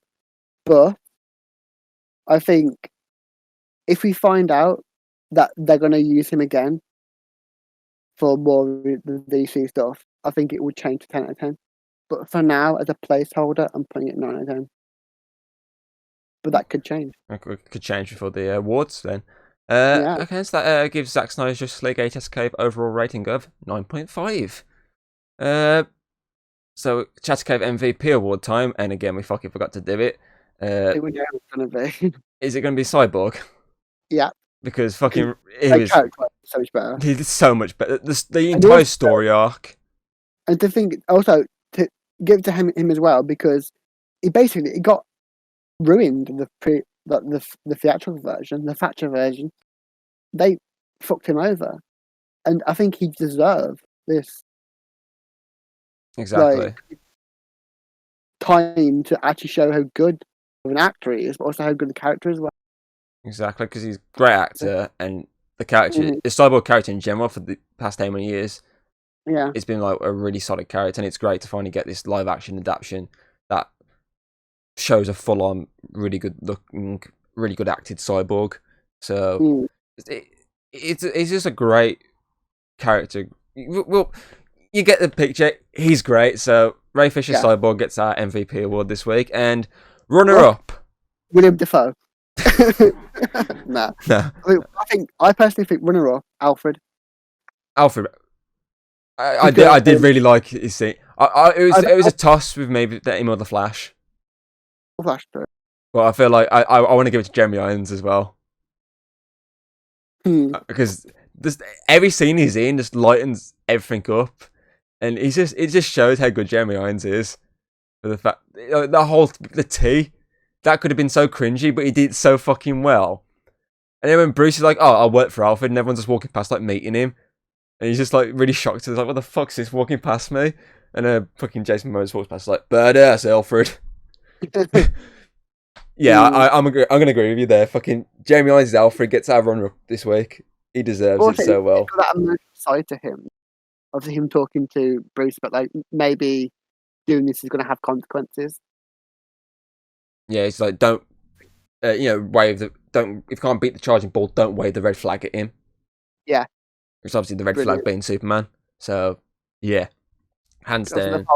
Him, he's the one who's always like giving guidance. You're not telling him don't fucking do it. You're saying like I'd advise you not to, but you're going to do it anyway. You're a stubborn pig. Exactly. Okay, now we'll move on then to the question of the day. And I feel like you've already pretty much answered this, but you get a bit more time to explain your reasonings and whatnot. So, would you like to see them continue this Snyderverse and do the following 2 Justice Leagues and the other planned movies like the Batman and Cyborg movie, and even maybe the Atom movie that Snyder was pitching? So would you like to see this universe? Obviously, you can see this other universe carry on, but would you like to see them continue this Snyderverse going forward? Yeah, I would. Obviously, as I've been saying this entire time. 1, because it'll make us a 10 out of 10. And 2, because I think he's actually shown that he knows what he's doing. I was a bit put off by Batman vs Superman, and then Justice League just grind it into the dirt.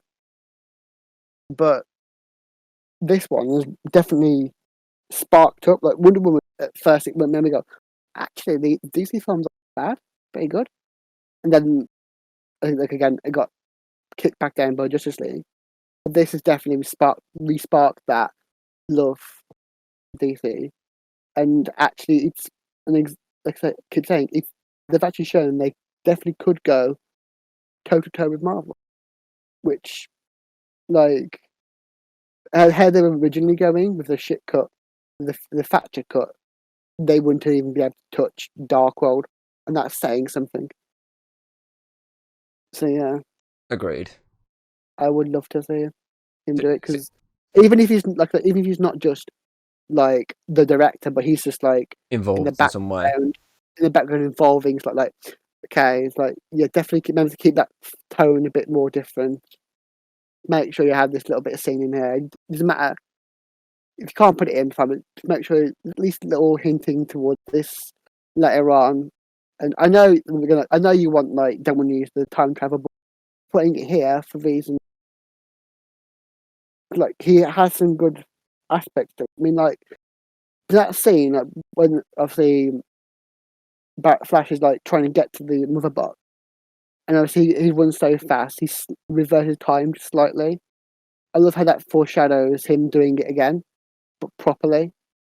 And so he knows to put little things in little scenes that make other scenes more impactful. So I think they definitely need to keep him on. 100% agree there. See, that's the thing. Obviously, growing up, I was more of a DC person growing up. Yeah, it was always more Marvel.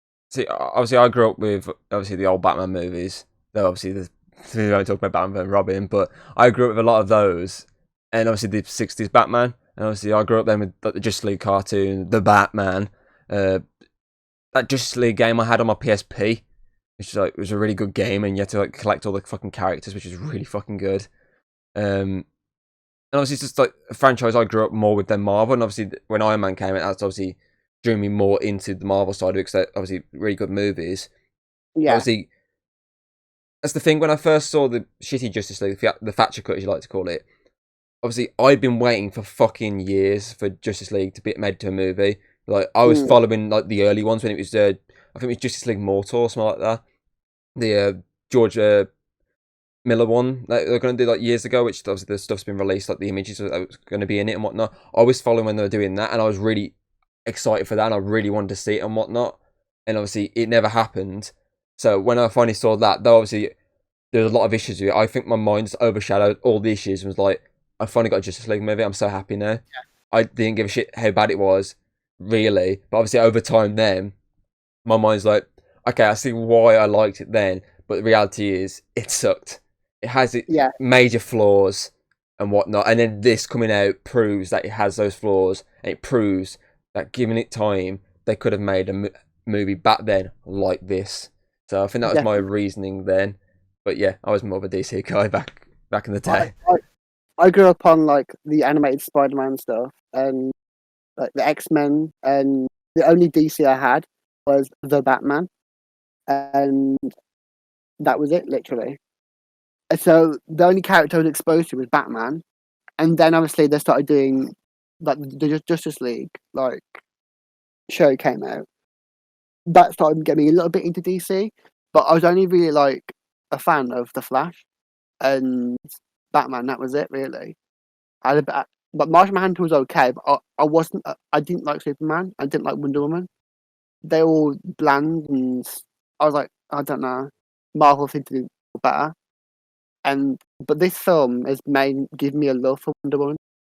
It's definitely like made her one of my faves. It's like how the Marvel films, like Taika Waititi is made for now. Basically, my second favorite character.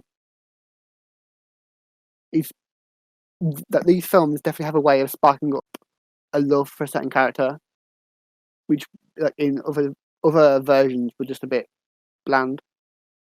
Like no one's going to go like, oh, my favorite character was Vision from the event, like Earth Mightiest Heroes, that robotic character that wasn't exactly that much. But now, after watching WandaVision, people actually like those characters, don't they? So having something live action, I think, adds more like this realistic feel to it, makes things more amazing, and will definitely spark some love for the character because it feels like you're watching real people instead of like cartoons, which can still have some great impactful moments, like the dark DC animated stuff. But I think having some live action is definitely more impactful. So yeah, Totally agree with you there. there we go. Because obviously you can get more out of in live action. You get more emotion portrayed by characters. So Yeah, I fucking totally agree with everything you just said. Yeah, I feel like we've covered as much as we could. I feel like we've got our thoughts out. We both love it. Obviously, if they fucking announce between now and fucking December that they're going to do more of these, even though the CEO said no, but this person above her who's basically said, like Snyder said, it could be politics and fucking business. But yes, so you could go up that rating. So we'll see. So just take Hayden's 9 out of 10 rating as a placeholder for now. It may all change. it might change. Okay, so that's it for Chat OK podcast this week. Join me and Hayden next week as we bring back James. Yeah, then kill him off. Yeah, then kill him off. Actually, no, is he staying the week after? I think he's here the week after as well. I think he's here the week after that as well. I think he's here the week after that as well. I'm not going to put like a black mask on him and throw a grenade in his face, right? We're going to do that at the end of April. We'll do that then. No, in April. We'll plan that then for the end of April. Yeah. Okay. Yeah. Well, next week we're drowning him. Yeah, because next week we're covering Aquaman, a film that me and James very much enjoy, and I don't think you've seen it yet. I haven't. I've got it. I've got the DVD. I still haven't watched it. So you'll be watching it for the first time. So you're getting first impressions next week, ladies and gentlemen. Yeah, like this film was really exactly. And then technically I watched the shit version, but yes, yeah, we get that. But yeah. And I've been your host, Drinking Thomas Hughes. Yes, and I like DC now. And this Chat podcast, and I think we can both agree here, Hayden. Hashtag restore the Snyderverse, you big dumb idiots. Also, hashtag free Johnny Depp. Don't know why we're freeing him, but yeah, Johnny Depp wins. He was the best Mara of this film. It's Mira, but that's a perfect way to end. Change the name to Mara. Okay, we're changing it. It's close to Martha. Oh my god, yes. Yes. Goodbye.